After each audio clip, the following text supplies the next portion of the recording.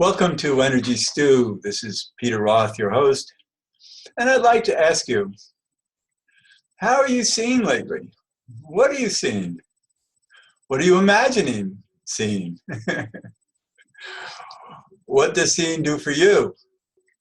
We're going to understand a lot about that from a wonderful author of a wonderful book called Luminous Life, How the Science of Light Unlocks the Art of Living.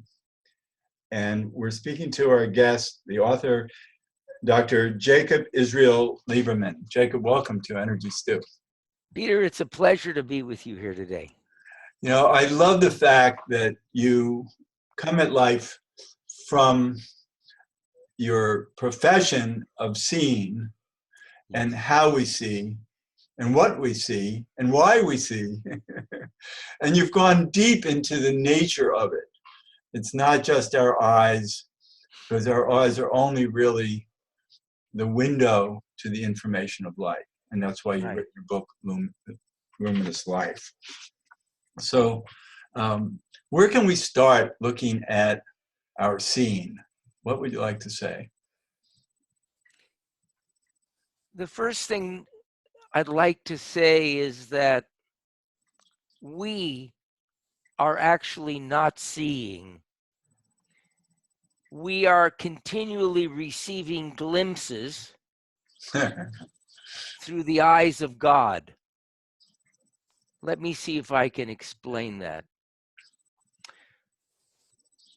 Ralph Waldo Emerson said something that might be one of my favorite quotes. He said, "There's a principle underlying all things." He says, "It's a simple, undescribed, undescribable presence residing silently within us." So what he's saying is, the source of all that exists is something that says nothing but sees everything somewhere within us. Now, what's profound about that is we've been conditioned to believe that you and I are actually different. And of course, I look at you, you look at me, we look a little different from each other. We might have different perspectives, different life experiences, but there's something within you that notices when physical sensations are occurring in your body, and that notices when activity is occurring in that thing that we've all been conditioned to believe is our mind. We're only aware of that activity because something is watching it, something is seeing it. And I don't know where this knowing is coming from, but the knowing is that that source of seeing within you, and that source of seeing within me, and that source of seeing within all that exists is the same source. That in that place, it is not the individual you or me that is seeing, but there's a seeing that's coming from a place of no point of view, just a place of observing.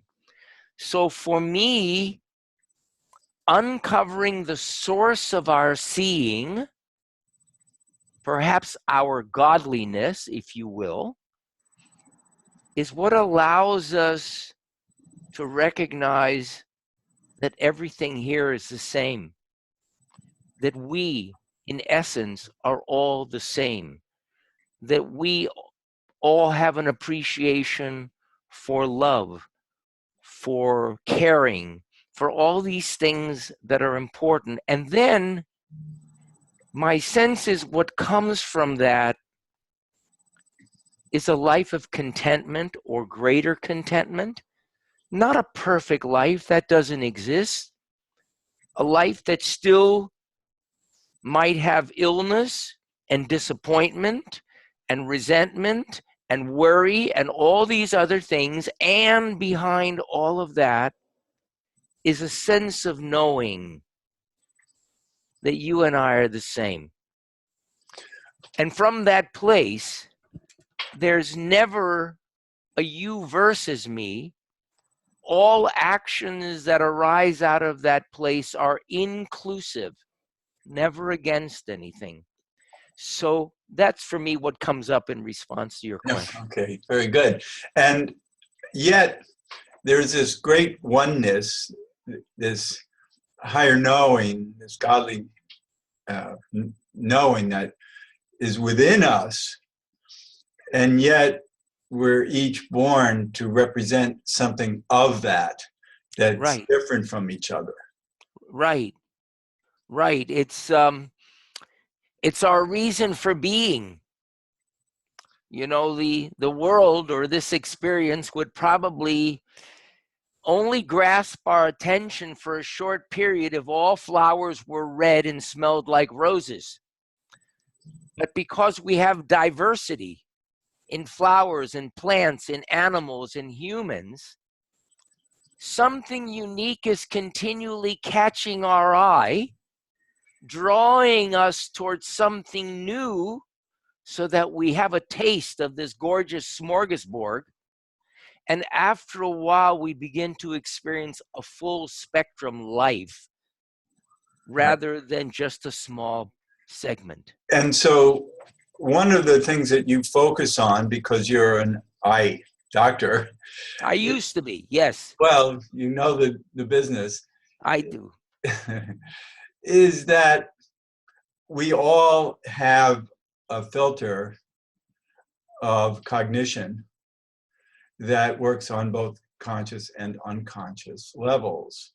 Right. And your book talks a lot about how much importance to give to the conscious level versus the unconscious level, but we're still all using our eyes, perhaps our the eyes in our face, or could be the third eye that also receives light. So light is coming into us as information. Right.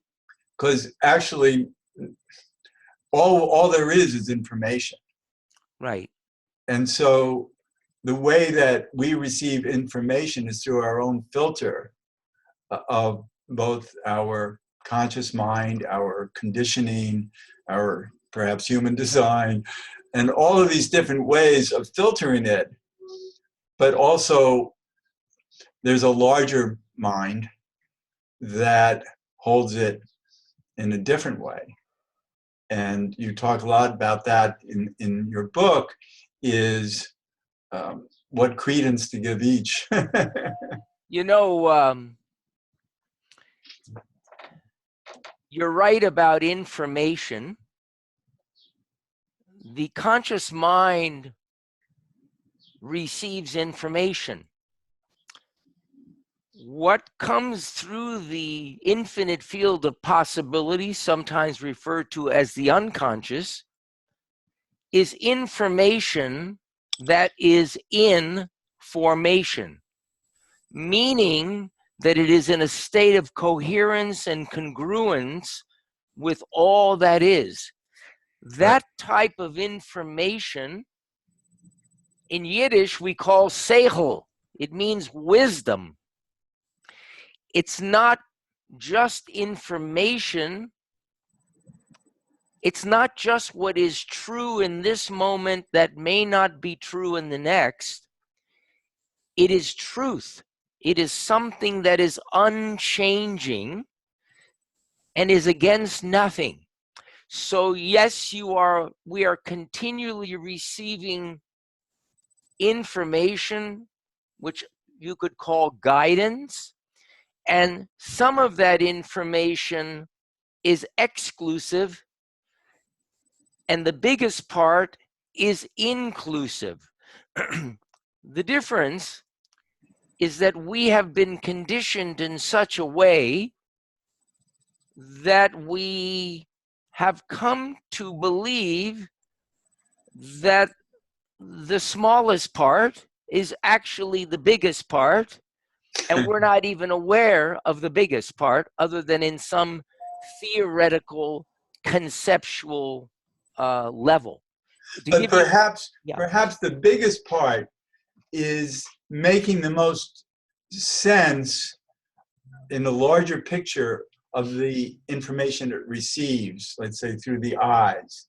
The eyes are only receiving photons.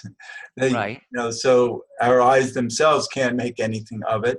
Our conscious minds don't know how the mechanism, we don't effort using our eyes mechanically because we have no idea how they work. But our subconscious, our unconscious mind, our brains know exactly how our eyes mechanically work to receive information and then how to interpret it so then our conscious mind knows what to make of it.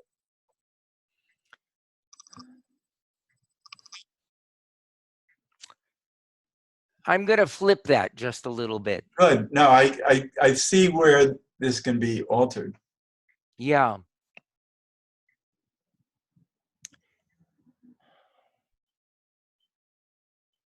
This is a difficult thing to speak about.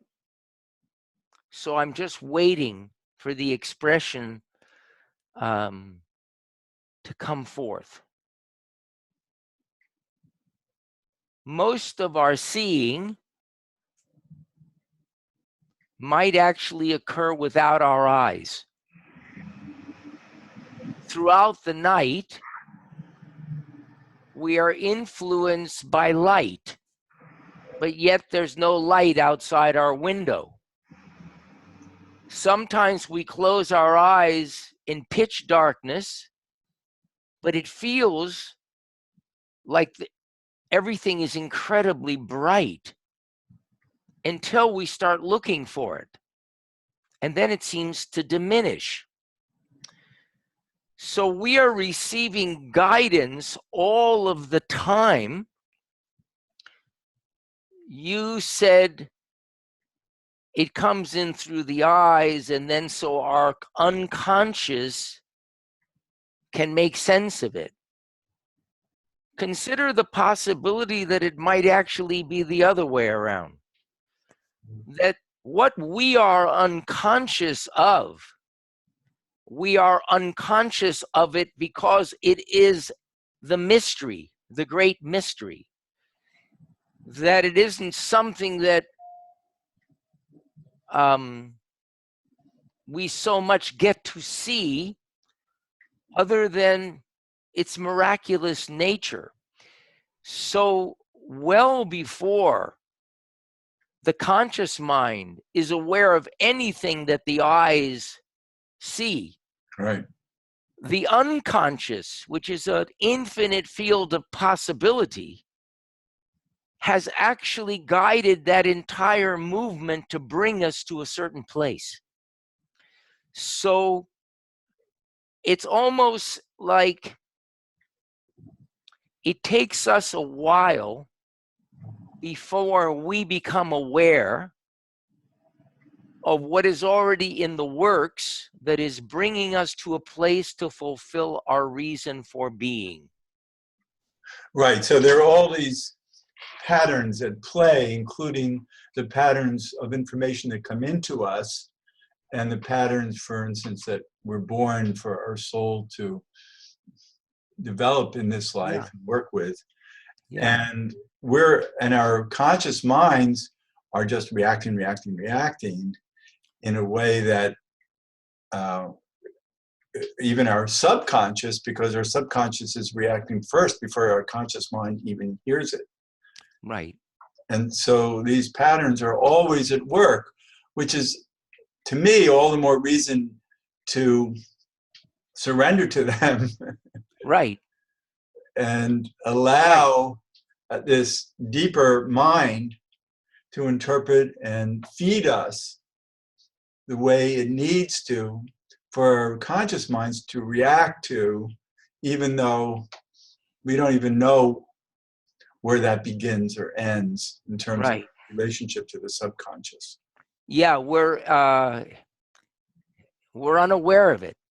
We're unaware of it, and yet you can see its workings all the time. You can look through very sophisticated technology, MRIs and so on, where you can see the brain beginning to move in a certain direction well before you're even aware that you say, oh, I'd like chocolate instead of vanilla. It's already moving in that direction. And I think the beauty of that is it demonstrates to us that there is an interweaving or an interconnectedness with everything that everything is flowing in such a way so that everything can be at its maximum potential. To give you an idea, if you go into the forest during the summer and you find a deer,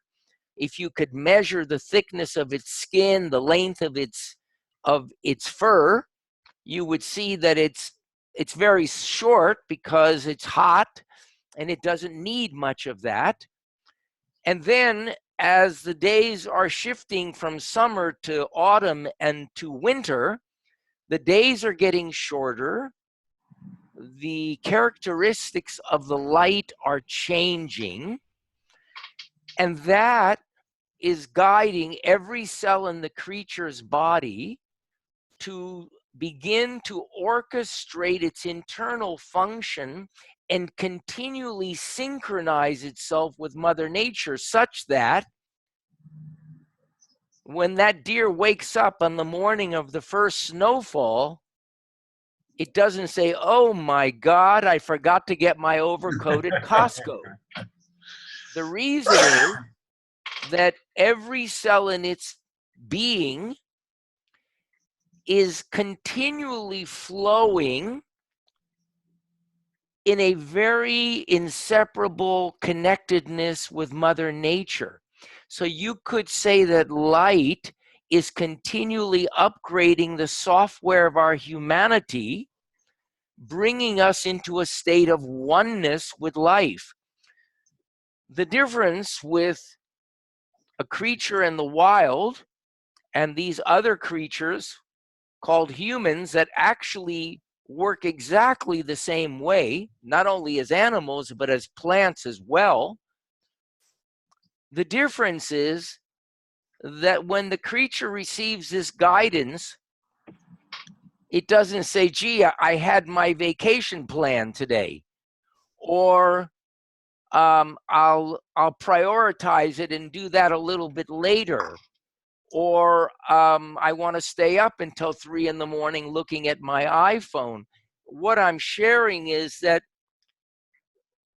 a lot of our dis-ease and probably most of our disease is related to living a life according to our ideas about life versus this guidance that all living things are continually receiving to move them in a way that they fulfill their reason, whether it is to write a book, to interview an author, to make a painting, whatever it is. And I had the pleasure of working with thousands of children and infants when I first went into practice, and I learned something really profound. The artists, you'll see them very early. They're off, they're drawing, they're doing incredible things. The engineers look a little bit different. We come into this world not as an empty slate, but as a culmination of our lineage, if you will, and part of what we're supposed to bring forth. And then life facilitates that process. And even the fact that we become a doing culture, even though we spend most of our time doing, in spite of the fact that there is no part of our physiology that is designed to initiate action. It's always designed to respond to something. So even though we have been involved in this doing and have an idea of what success is and so on, even that becomes part of our journey to continually allow us to see more, to gain greater and greater and greater wisdom. I had the pleasure of having parents that lived into their 90s. And as they got older, I started interviewing them along with anyone I found that was beyond the age of 80 or 85. And I always asked them the same question. You've lived a long time. You've gained a lot of wisdom. Have you found that you could control anything? Every person I spoke to had the same response you did. They immediately laughed. Right. And then in their own words, they said, it's not in our hands. It's interesting that it takes us a lifetime to uncover that there's nothing we can do on a certain level, that there's, even though we are involved in many different things, at the end of the day, something is holding us, something is moving us. And so for me, the book was about how do we get a sense of that which is holding and guiding us, and how does that dance with the part of us that gets excited about that and wants to bring something into the world. And what you're helping us do is not have to wait till our 80s or 90s Yeah, to surrender to what we can't do, yeah, and then how to do in a way of being rather than doing, yeah, and how to respond to life in, let's call it, innocence. yeah. Beautiful word. Thank you. I've been accused of that too many times in my life. Yeah, yeah, And so but we have to allow that in ourselves to be in our natural nature and respond to things from that natural nature of who we have to be in this life, yeah, and allow that. That's why I love to teach people about their human designs, about their destiny cards, things that help them see the mechanics of how they're here to respond to life. And I think what's beautiful about what you just said is it helps us accept who we have always been, right, you know, in a very easy way, which design does. So it's a lovely way of reflecting, this is who you are. And it's a gift, not a problem. right. And we have to learn about it. You know, that's why your book is important. It's very important to appreciate the whole mechanism of life, of our minds versus our higher minds, of our personalities versus our souls, Yeah, and then, you know, integrate them all yeah, in a way that learns how to respond to life much more innocently, yeah, and then there's so much peace. You talk about Wu Wei in your book, and I've done yeah. some radio shows recently about Wu Wei, and it's really about effortless living. Right. You know, just surrendering to the serendipity and synchronicity of life, and trust that our conscious minds really are very superficial and only just get a glimpse of the reality that we're here with. You know, the surrendering also occurs as part of the Wu Wei Wu, of the effortlessness of it. It's like if somebody pushes your head underwater, I don't care what you want or you don't want, there's a part of you that will struggle. It will struggle to try to get its head above water. Right, And it will continue to struggle until it cannot struggle any longer. right, You could say that there's a letting go at a certain point, but the letting go is not I let go. There's something that finally, Well, what it is, I think, is that the Wu Wei is taking care of what's in front of your nose yeah, and not try to go beyond it. So if we're suffering in some way that needs to be taken care of, that's yeah, what's in front of our nose. and we Sure. just go about it, and let serendipity and synchronicity help us go about it. Right. Right. Yeah. It occurs in a very beautiful way. I was led to believe that we use our eyes to look for things. It never dawned on me at that time that it's actually the other way around, that the light that illuminates our journey is actually looking for the eye, catches its attention way before there's anything that is recognizable. It moves the eye toward it, and then it reorients the body towards it. And then when the conscious mind finally becomes aware of what it is, something goes, ah, and it gets inspired, and that Right. inspiration moves us effortlessly. It Right. moves us toward bringing something into this world. It's Right. quite beautiful. And that's the nature of serendipity and synchronicity. And we have to like surrender to it working on us all the time. Yeah. It's fascinating. We're getting near the end of the show, by the way. Okay. It's in many ways, there's like a master ventriloquist that is moving everything, Right. but the strings are so thin that you don't see them. So you actually come to believe the puppet is moving, the puppet is Oh, speaking. that's beautiful. I'm fascinated by the fact that you and I, until 20 minutes ago, had never seen each other. And now we're in the midst of dealing with life's most important questions. I love it. How did we get here? Neither one of us has a PowerPoint presentation. We didn't give this a thought. It has a life of its own. I experience the same thing when I'm asked to go out and share in front of a group. I literally come empty-handed. Right. I don't have the Right. slightest Trust idea. the serendipity and magical. synchronicity of the moment. But we really have to end the show. And maybe we shucks. can talk more another time, because there's also so much that you haven't heard about seeing and about appreciating how we are confused about our seeing. Yeah.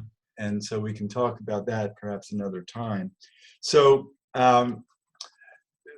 Luminous Life, How the Science of Light Unlocks the Art of Living. Jacob Israel Liberman. Is there a website? Is there information? Yes, people could go to my website, which is jacobliberman.org, O-R-G. Liberman is spelled L-I-B as in boy, E-R-M-A-N. And the website is just a beautiful site to visit. It's not a marketing site. We're not interested in selling you anything. It's just a nice place to connect. That's wonderful. Jacob, thanks so much for being a guest in Energy Stew. It's wonderful talking with you. It's a pleasure. I hope we can do it again. I hope so. And this is Peter Roth, your host of Energy Stew at prn.fm. I can be reached at Peter at Park River, Heart river.org, or 212-222-7748. I'd love to hear from you, and thanks so much for listening.